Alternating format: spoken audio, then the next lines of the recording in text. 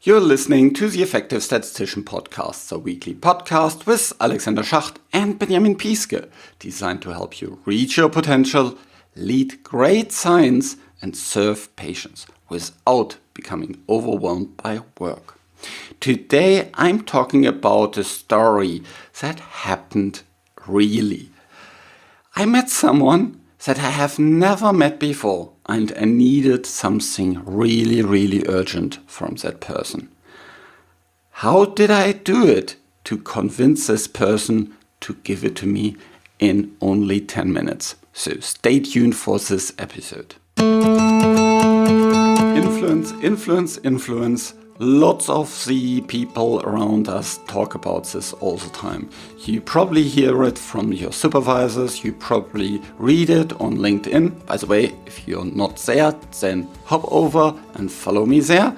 And it plays such a huge role in our lives. We want to have better designs, better analysis, better visualization, better approaches, maybe better processes in our work. And for that, we need to convince others to do these kind of things. And sometimes you need to convince someone that you have never met before. And this is what this podcast episode is about. I'm producing this podcast in association with PSI. PSI is a community dedicated to leading and promoting the use of statistics within the healthcare industry for the benefit of patients. Join PSI today to further develop your statistical capabilities with access to the video-on-demand content library, free registration to all PSI webinars, and much more. Just head over to the PSI website at psiweb.org to learn more about PSI activities and become a PSI member today. Welcome to another episode of The Effective Statistician. Today I want to tell about a story, a really interesting story through which I can help explain how you can build a relationship with someone and how you can use that to create a common goal, how you can use it to achieve something together and overcome hurdles. Lots of what we need to do at work is about influencing others in a positive way. It's not about manipulating, it's about finding a common ground and then working together. We always work, across different functions. We have different stakeholders we need to engage with. And there's always some kind of negotiation or whatsoever. So this is really important for all of us, because in the end, we can only achieve things when we work together. The only big things we can achieve only as teams. And then very often it involves lots of different people. So this example that I was in a couple of time ago, but it was really interesting because it was a very challenging situation for me. I needed some documents from someone, and that person was very protective about these documents. These were kind of confidential, and even within the company kind of confidential, because it was very fresh news and it had a pretty big impact. So this person had these documents and I needed them for a meeting that I had 1 hour later. I organized a meeting with that person and I had a 15-minute slot in her calendar. So I had these 15 minutes to speak with her and convince her to give me these documents. Another problem was I have never talked to this person before. This person didn't even know me. And I knew from others she was very protective about these documents for good reasons. So completely fine with that. So this was a really tricky situation. So what did I do? So first thing that I did was I checked her profile on within the company and also on LinkedIn to get some more kind of background information from her. And I learned about which companies she has worked before and so on. And I saw she was actually working at the same company than I did at a certain moment in her career. So that was a very, very good thing. Then I was trying to understand what her position was and where she might come from. And then I went into this situation with a very clear goal for me in mind. I would like that she gives me these documents and she feels good about it. So I also wanted to have a really good relationship with her. So I didn't want to use any threats or anything like these type of things that usually is, maybe gives you a short-term win, but a long-term loss because you don't have a really good relationship. And in the end, business is all about relationships. So when I first met her, I didn't directly ask her for these documents, but I first introduced myself and then asked her about her career and that we have worked at the same company. And then I asked her, what did she work on and with whom did she work within the stats department. And when she mentioned some names, I said, actually, I was sitting with this person in the same office. We were working very, very closely together and we know ourselves from quite some time. And that built a really good connection to her. And she also was very, very happy about this other person that she has worked together, where we both had worked together before. And there was a very good connection, lots of good trust in that person, and high scientific integrity in that person. And so through that, I already had built some connection with her. And what is psychologically happens there is you get some kind of halo effect because you have something in common, and this person in common we both have worked well together with. We are, we have some kind of common ground. And I further iterated then where I was coming from. And I was formulating a common goal that, we both want to serve this customer area. And so that was also quite important. So here in this case, we wanted to help patients get the drugs they need.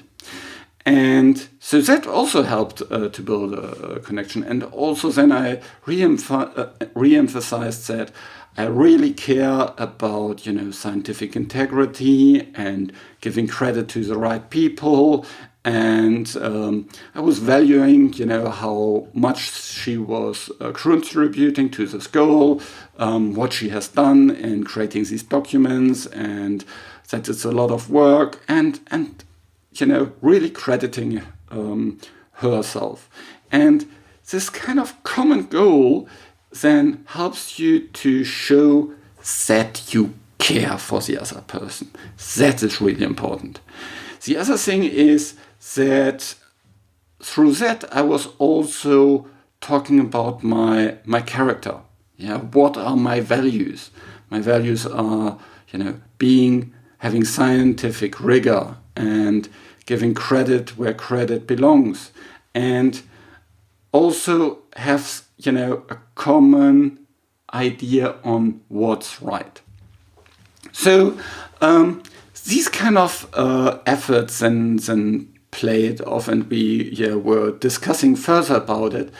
And I was, making sure I get to do some promises for her. So I was committing that I will not forward these kind of documents to anybody. And I said, for a large chunk of what is in there, I anyway have access, but I don't have it in this kind of written up form that I can then directly use.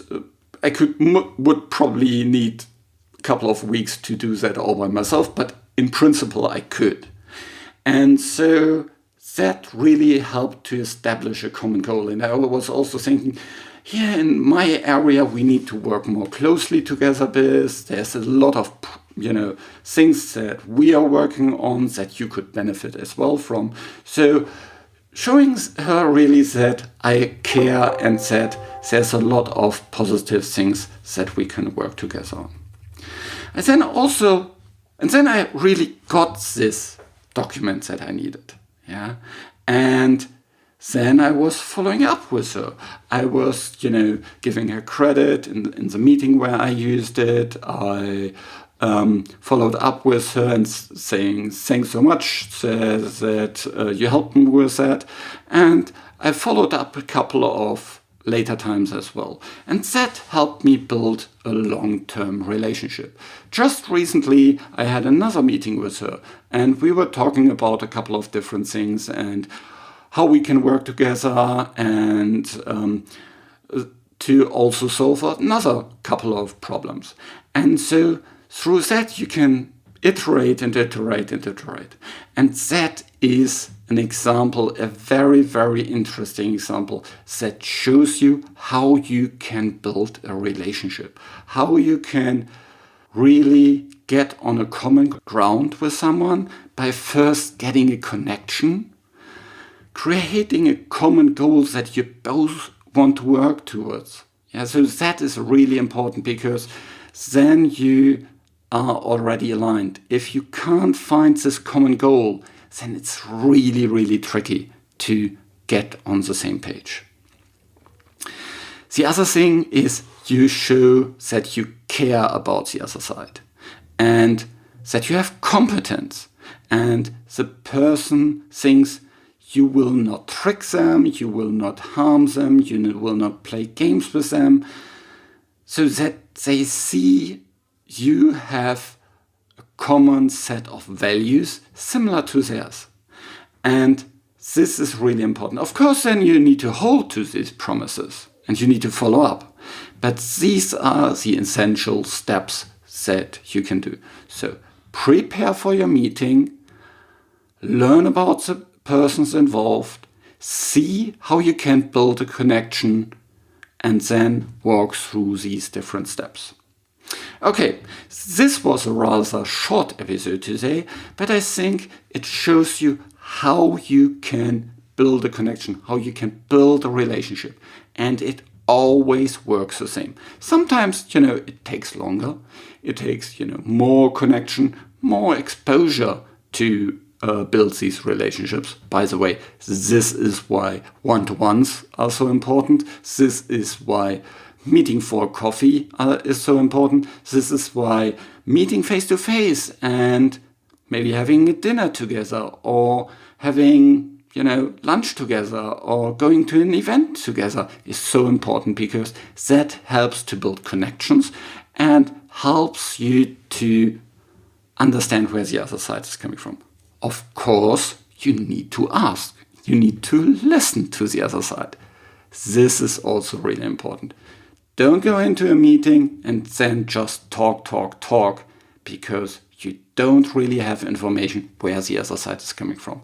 So first gather this information through other channels, common people that know this person, and then go into this discussion and get further information through asking.